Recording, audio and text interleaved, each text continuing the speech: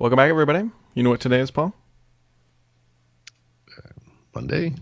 It is Monday, but it's going to also be new graphics card day, I think. Well, I'm not going to order one, but I think we're going to get... Oh, you mean the NVIDIA thing? Yeah. Yeah, if only a blog would help us understand where we might be able to see that live presentation on the web somewhere. Yes. Because that's a vital blog post to spend time on. Although Like, I do does Google not exist? I can't remember. I want to watch it. If I wanted something online, where would I look? Yeah. Mm. I'll be curious to see what they actually announced today. Obviously, it's going to be a new graphics card for the high-end gaming PCs. Mm-hmm. But typically, in previous years, they would announce what would be like the 980 Ti or the 1080 or 980 and then 1080. Mm-hmm. But then a year later, they would announce the 980 Ti and the 1080 Ti, which are the highest end of the generation. Rumor on the street is that they might announce the Ti version today, and we will see. Do you get? Does Ryan email you with his Yes. "I'm available for comment" kind of thing? So I'll just read this for the benefit of the people watching or listening. He is in Germany, and he went there for this NVIDIA event. And he says that what they're going to announce is a family of consumer graphics cards based on its Turing architecture. The new GPUs will begin the transition to a new rendering paradigm with real-time ray tracing and AI acceleration, while also changing the landscape of the PC gaming market with higher price points as well. Yay! I can't wait until AI just accelerates right into a brick wall, because that's everything is so. AI. You obviously got a lot of accelerated. mileage out of your AI has peaked tweet, but I got to say, like, I don't think it has peaked. Like, I think the ridiculous nature of what will be possible with AI is only going to expand and accelerate. And that said, I don't know if I didn't actually see the notes this morning, so I don't know if this is in there. But I wrote something over the weekend about AI advances in Android and how they're kind of starting to fulfill the promises of what Microsoft was talking about back in whenever that was 2010-ish around Windows Phone.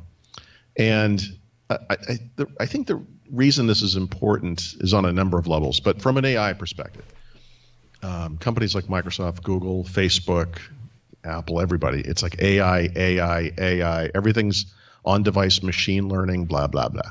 And sometimes I feel like that's a bit of a stretch, right? It's like everything is infused with AI, and like, look, spell checking is AI now, okay, fine. But actually I have to say, looking at these particular features in Android, they're little things. They're not, I want to be clear, these are not major, market busting revolutions, but it is to some degree clearly a use of the machine, the device itself, thinking about what you're doing and offering intelligent choices where you need them, right?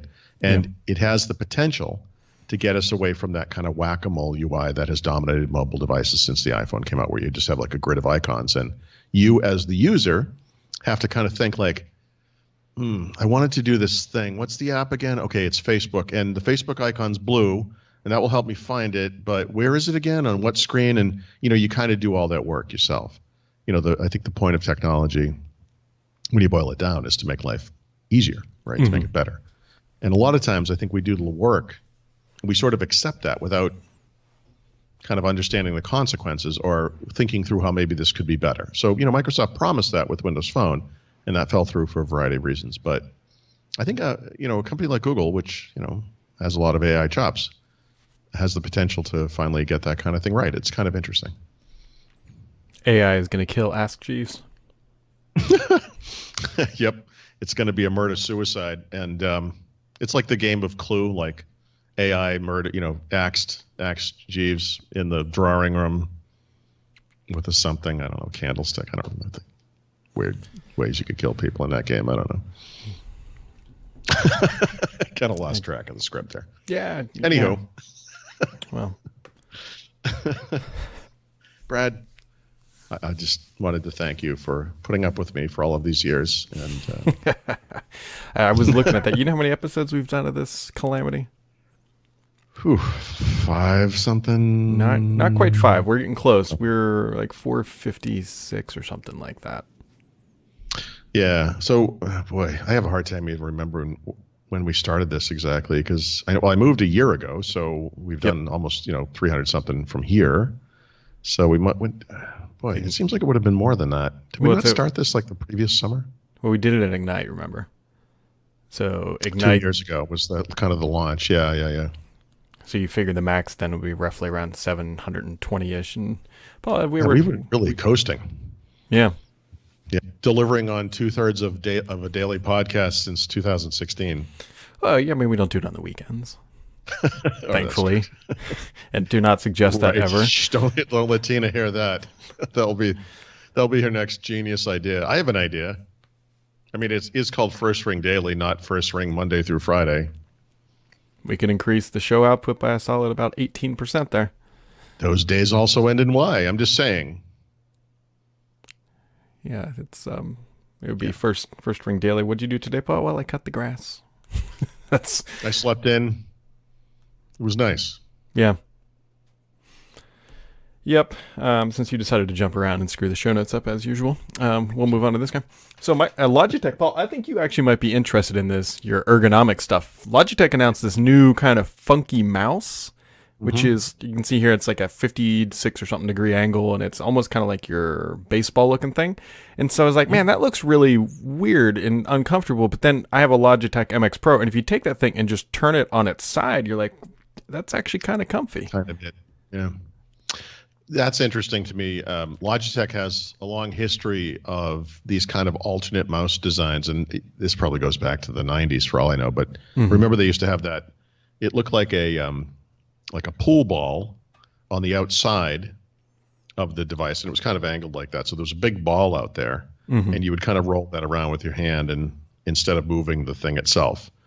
And I'm sure that was before trackpads got any good, and that seemed like mice probably still had little roller balls in the bottom at the time. But because I'll try anything ergonomic, and I don't know if that's how they're selling this, but yeah, I mean, if that thing actually worked, that would be kind of interest. Still really like the mouse that I still use, which is that softball looking thing that you're referring to. But one thing I really appreciate in a semi ergonomic mouse is that Surface. I think it's called the Surface Performance mouse, precision mouse. I remember, but this is the one they just came out with a black version of, and they're just calling it the Microsoft Precision or Performance. I can't remember. It supports 3 different devices, so it's like a Bluetooth LE device, and you can actually switch between 3 different inputs, and you can use it with different mice. It's kind of cool for people like us that travel. So if you want to use like the one mouse, not have to spend $120 on 2 different mice, you can pop it in your bag and it will still work. You don't have to reconfigure it every time you use a different PC. So I like that kind of thing too. Interesting.